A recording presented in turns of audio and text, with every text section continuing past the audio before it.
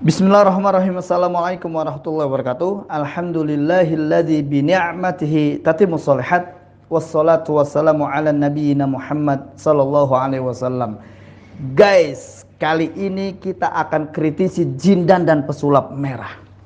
Kita tahu di media-media sosial jindan mengaku sebagai keturunan Nabi Muhammad sallallahu alaihi wasallam, mengaku sebagai habaib. Yang kita tahu keturunan Nabi adalah keturunan yang mulia. Yang kita tahu zuriat Nabi adalah zuriat yang mulia.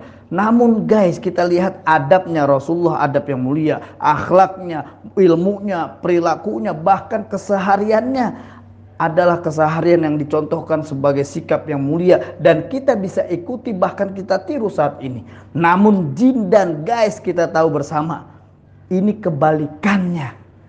Sehingga nggak patut kita tiru dan kita jadikan contoh. Contohnya guys, dia mengaku seorang yang kebal. Kita lihat bagaimana kehidupan Nabi Muhammad SAW. Tidak ada sedikit pun sejarah mencatat, bahkan disebutkan dalam hadis sahih yang mulia, Rasulullah sebagai seorang yang kebal. Artinya guys, jindan sudah keluar sebagai fitrahnya sebagai manusia. Karena hakikatnya manusia itu nggak kebal, nggak bisa, nggak mempan kena bacokan, nggak mempan kena tusukan-tusukan, nggak mempan digorok. Itu bukan kodratnya manusia. Tapi kalau kita mau tahu kenapa dia bisa lakukan itu, tanpa kita sadari ada keterlibatan bangsa jin di dalamnya. Ada persekutuan yang dilakukan sama jin dan terhadap bangsa jin. Artinya ini sudah keluar dari konteks di mana ketika dia mengaku sebagai keturunan Nabi Muhammad SAW, ini kita pastikan ini nggak ada mulia-mulianya dari apa yang sudah contohkan Rasulullah SAW. Kedua guys, dia mengaku sebagai seorang yang memberikan makanan kepada bangsa jin. Kalau kita lihat bagaimana Rasulullah SAW nggak memberikan makanan kepada jin, tapi Rasulullah memberikan makan kepada anak-anak yatim, kepada kaum duafa, kepada para sahabat-sahabat Nabi yang mulia, kepada orang yang berhak mendapatkan bantuan dari Rasulullah SAW. Tapi kenapa jindan memberikan makanan kepada jin? Padahal kalau kita tahu guys, hakikatnya jin itu nggak membutuhkan makanan-makanan yang diberikan manusia. Contoh, ketika bangsa jin meminta kopi, jin bukan butuh kopi, jin nggak suka kopi. Yang jin inginkan adalah penghambaan manusia kepada mereka. Ini yang dilakukan sama jindan. Artinya yang kita lihat saat ini adalah jindan sudah bersekutu kepada bangsa jin. Dia sudah menghambakan dirinya kepada bangsa jin. Dia mengikuti semua apa yang diinginkan bangsa jin. Apakah patut kita contoh orang-orang seperti ini?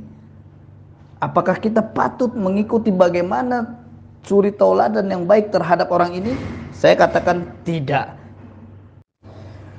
Muhammad Rasulullah SAW itu tidak kebal guys. Terbukti pada saat perang Uhud, giginya Rasulullah SAW patah dan berdarah. Bahkan sahabat-sahabat Nabi Muhammad SAW yang lainnya itu syahid dalam peperangan Uhud. Kalaupun Rasulullah kebal, kemudian Rasulullah mengajarkan para sahabatnya untuk kebal, nggak mungkin kita temukan di dalam hadis sahih yang mulia, nggak mungkin kita temukan dalam sejarah-sejarah yang tercatat bahwasanya banyak sahabat Nabi yang mulia mati syahid dalam peperangan-peperangan yang terjadi di zaman Rasulullah. Maka ini mustahil seorang yang mengaku sebagai keturunan Nabi, seorang habaib yang mengaku sebagai zuriatnya Rasul, ini seorang yang kebal. Jindan gak sendirian guys. Masih banyak orang-orang yang kita temukan mengaku sebagai keturunan Rasulullah, mengaku seorang yang sakti, mengaku seorang yang kebal, bahkan mengaku dirinya sebagai seorang yang mulia, tapi hakikatnya dia adalah dukun. Artinya kita sama-sama dakwahi mereka untuk dakwah anti syirik. Di sini kita mesti apresiasi pesulap merah, yakni Marcel Radival. Dia udah banyak melakukan, bahkan membongkar perdukunan-perdukunan, dan dia juga banyak membongkar trik-trik dukun yang hakikatnya ini sudah banyak menipu umat Islam di Indonesia khususnya.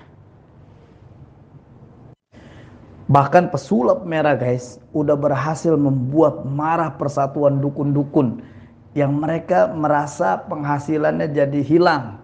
Bahkan tidak lagi ada pekerjaan-pekerjaan yang dia lakukan untuk menipu umat. Ini menjadi tugas bersama buat kita untuk mendakwahkan la ilaha illallah dalam dakwah anti syirik ini guys.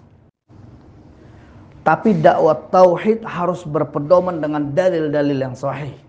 Di sini kita akan memberikan nasihat untuk pesulap merah. Pertama, pesulap merah sering mendeklar dirinya sebagai seorang praktisi hipnoterapi dan reiki. Kami dari Asosiasi Ruqyah Syariah Indonesia sudah menegaskan bahwasanya praktek hipnoterapi itu haram.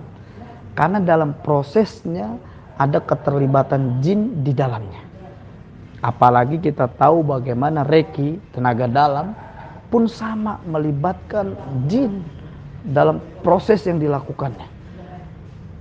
Makanya sangat disayangkan ketika pesulap merah melakukan dakwah anti syirik tapi tidak menghilangkan kesyirikan yang dia lakukan tanpa dia sadari.